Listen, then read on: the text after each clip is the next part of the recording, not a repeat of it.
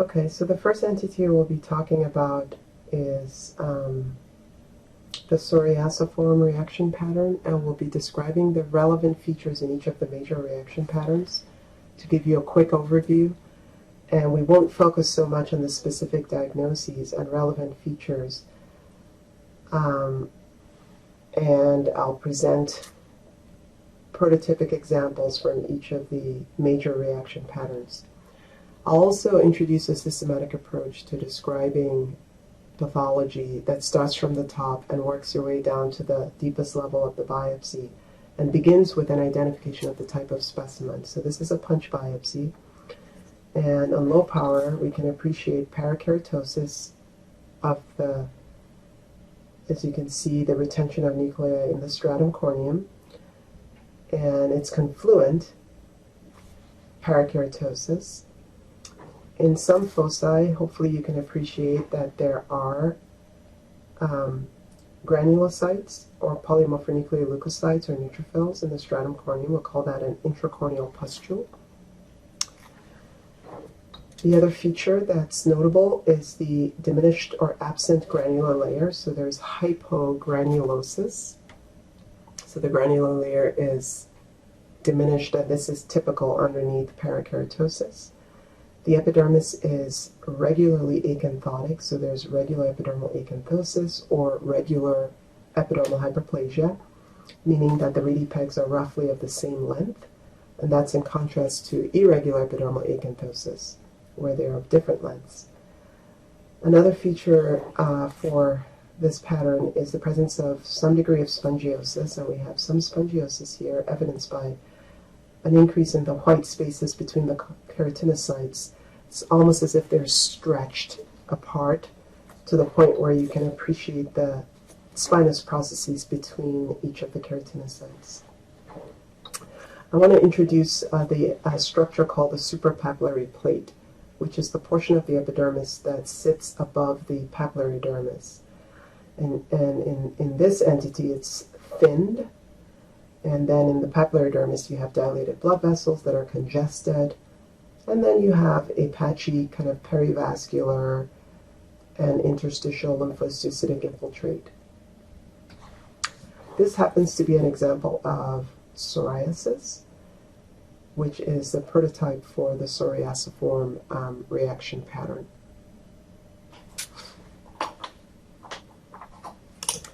Next, we move on to interface reaction patterns. There are two types. There's lichenoid and there's vacuolar.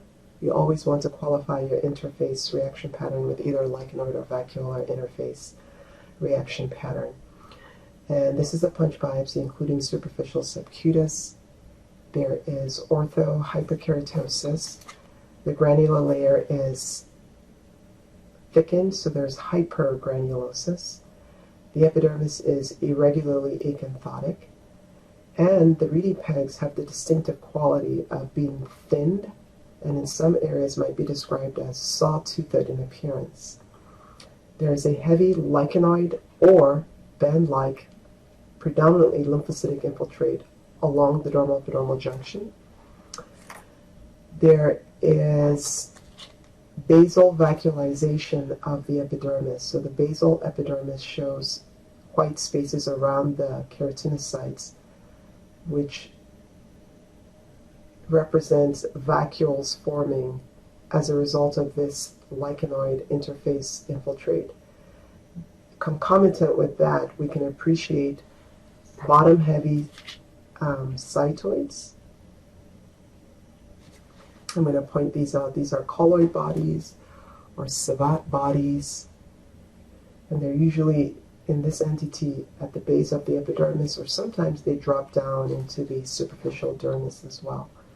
And as we move along, you'll see more of these apoptotic keratinocytes or Savat bodies. You can see them here, and I'll point them out with my arrow as we move across. Okay, so that's another feature of interface.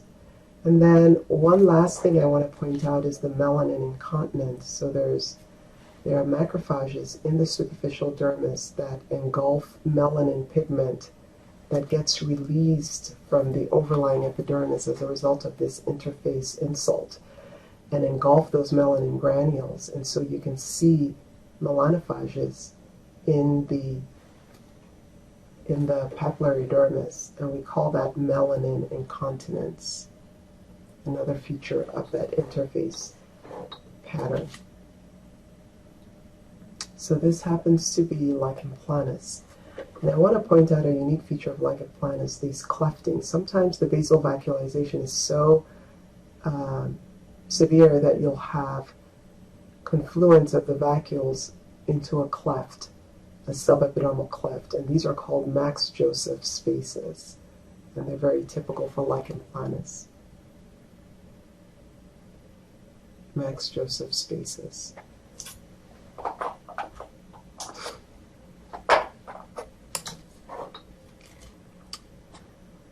This is an example of the interface, of the vacuolar interface reaction pattern. So we have a shape biopsy here. We have a little bit of basket weave hyperkeratosis, and then we have an interface reaction characterized by intense basal layer vacuolization in the epidermis with scattered apoptotic keratinocytes. And you can see that the infiltrate along the dermal-epidermal junction is much more diminished in terms of its density. It's very patchy. There are lymphocytes in the epidermis, and they're directly associated with keratinocyte apoptosis. We call that satellite cell necrosis, which is very typical for this entity, graft versus host disease. So these are apoptotic keratinocytes. We have an intimate association between lymphocytes and keratinocytes in multiple foci like these. So this is a vacuolar reaction with basal layer vacuolization, apoptotic keratinocytes, and we don't have that dense lichenoid inflammation, but we have more of this perivascular and interstitial inflammatory infiltrate composed of mostly lymphocytes with admixed histiocytes. And one striking feature that I want to highlight is this is an acrosyringium. It's an eccrine duct that's winding its way up through the epidermis. And you can see that the vacuolar inflammation is involving this acrosyringeal structure with apoptotic keratinocytes as well. And that's a distinctive feature for graft versus host disease. So more of that vacuolar degeneration of the basal epidermis.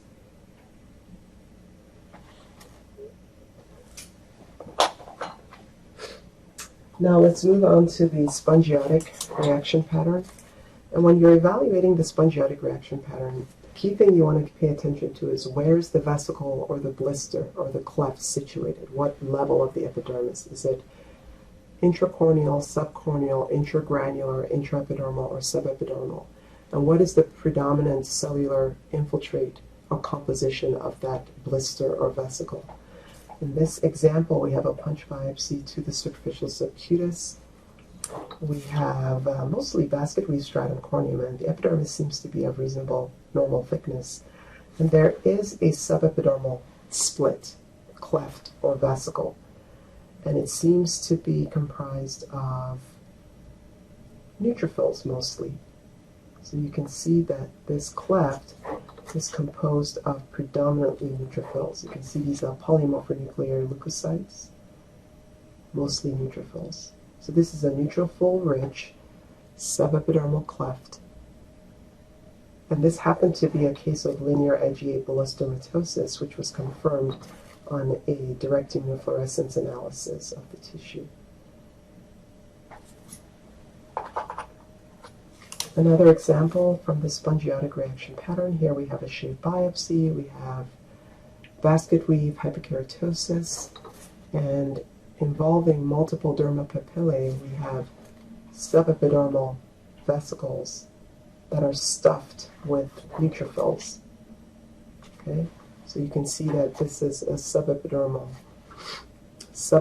cleft that's neutrophil rich. So neutrophil rich subepidermal cleft. This is what we call neutrophilic papillitis because it's so distinctly limited to the papillae, to the portion of the epidermis directly overlying the dermal papillae. So it's called neutrophilic papillitis, and this happens to be an example of dermatitis epidemiformis, but once again, the spongiotic vesicle is forming in a subepidermal zone and is comprised of neutrophils.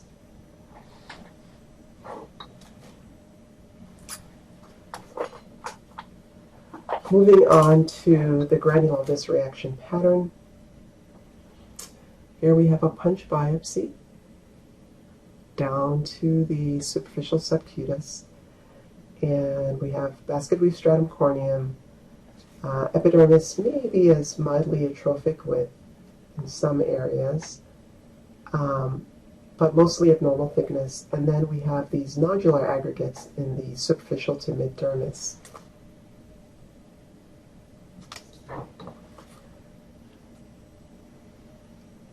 And these nodules are composed of these cells that have abundant eosinophilic cytoplasm. They have vesicular nuclei, prominent nucleoli, and they're clustered together. These are epithelioid histiocytes. And on the fringe of these collections of these epithelioid histiocytes are these dark blue round cells. These are lymphocytes on the periphery.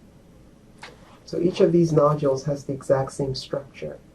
There are no neutrophils, there's no necrosis, or there's no necrotizing change associated with these structures. These are called granulomas. And again, they're comprised of epithelioid histiocytes because they look like epithelial cells. They're non-necrotizing granulomas. This is an example of sarcoid. And these are granulomas.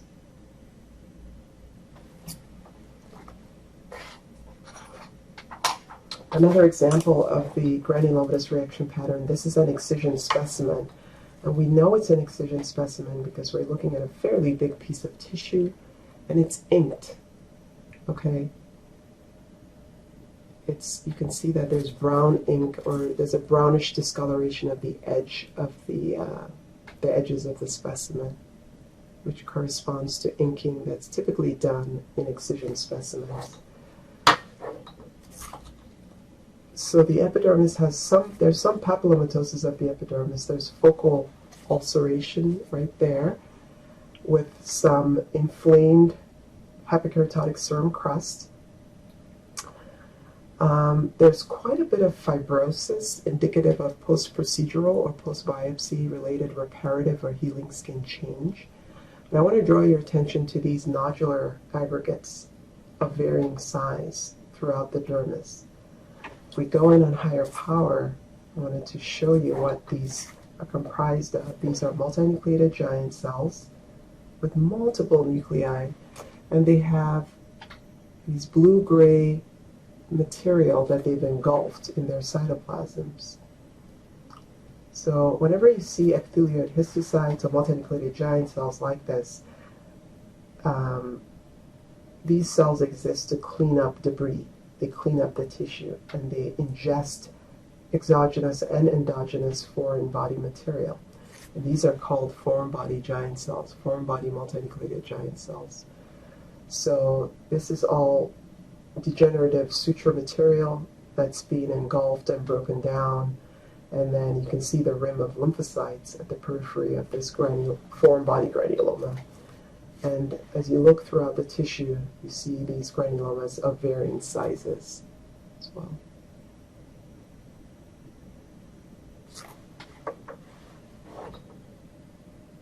So that's another example of the granulomatous reaction pattern. Moving on to the vasculopathic reaction pattern, I have one example here to share. This is a punch biopsy, including epidermis and dermis mostly.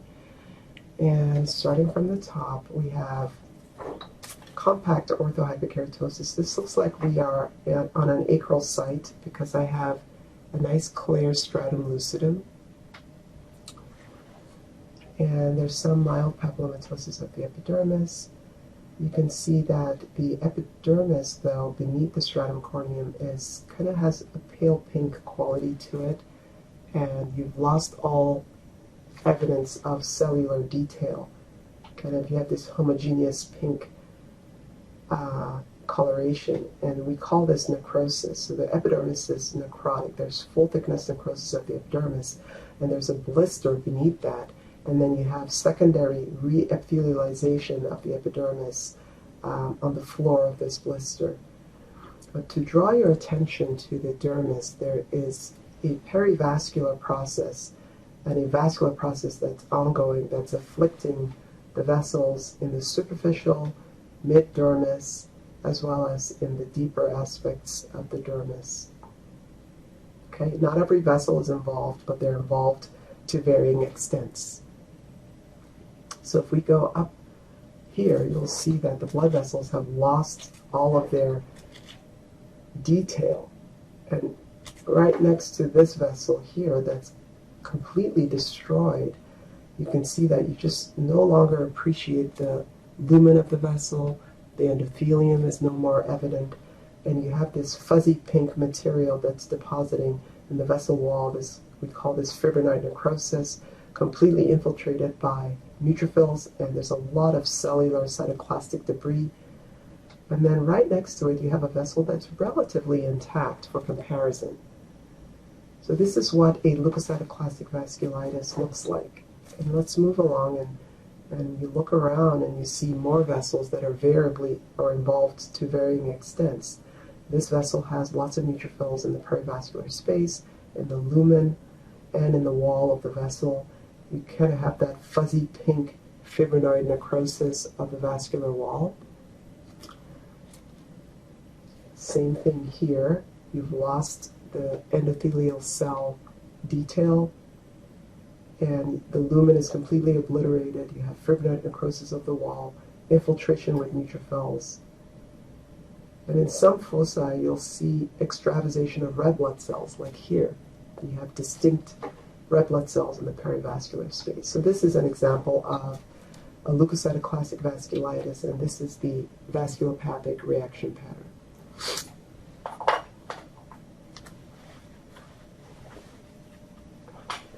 The next thing we'll cover is, I just wanted to show kind of scabies infestation, because I think for mite-like infestations of the skin that kind of burrow through the stratum corneum, paying attention to all levels of the skin sections is important. So this is a punch biopsy specimen, and if we can see that the stratum corneum looks like it's basket weave stratum corneum, epidermis looks to be reasonable thickness. But in this focus here, you can see evidence of some parakeratosis associated with some structures that don't look like they belong. Same thing there. You can see these curly, pink, strandy material that looks like a pigtail. And this is evidence of this scabies mite moving through the stratum corneum. And you can see the changes that it causes to the structure of the stratum corneum. As a result, you can see the basket weave stratum corneum beneath that focus. Okay, and then you look beneath in the dermis, and you can see the density of the inflammatory infiltrate associated with that infestation of scabies. You have a dense, in this section is really nicely organized, superficial and mid-dermal, perivascular, and in some areas even nodular infiltrate comprised of lymphocytes, histiocytes, and lots of eosinophils. Hopefully you can appreciate the bright red cells with granules in their cytoplasm. So lots of eosinophils in the background. So this pattern, perivascular, interstitial, lymphohistiocytic with eosinophils. And by the way, there are also plasma cells in here. I'd love to point those out. These are plasma cells. Is typical for an insect bite-like reaction. So this is a hypersensitivity reaction of the body to the mite, to the scabies infestation in this person.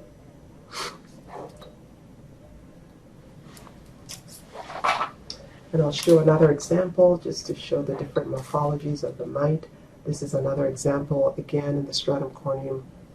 You know, on low power, this might look like a horn cyst, but there are no other horn cysts, and you look closely at it, and you can see this spinous structures coming off the ectoskeleton of the mite and the internal structure of the mite as well. So this is another example of scabies infestation. I'd like to show an example of a deposition disorder. So this is a very fragmented specimen, so forgive me for showing this, but I really like this example. Even though we don't see epidermis, these are fragments from the dermis that I hope you can distinguish from the adjacent collagen bundles, which are pale pink. Excuse me, which are dark pink. The collagen bundles are dark pink, and the material that's depositing is this sort of wispy pale pink material that looks like cotton candy. Very wispy and strandy. You can see how wispy and strandy it is. So this is an example of a gouty tophus, and the pale pink material is gout. And it's fringed by these epithelial histiocytes that are sort of walling off these deposits because they don't belong, you know, in the extracellular tissue. So once again, your histiocytes or your macrophages and your multinucleated giant cells are doing their job of walling off this material. So this is what gout looks like in the skin. Pale pink, cotton candy-like deposits, and important to be able to distinguish them from the dark pink collagen bundles. Another entity that deposits in the skin, not too uncommonly, is this purplish granular clumpy material in this shave biopsy. This is an example of what calcium looks like. It tends to be deeply violaceous or purple in color. And that's what it can look like.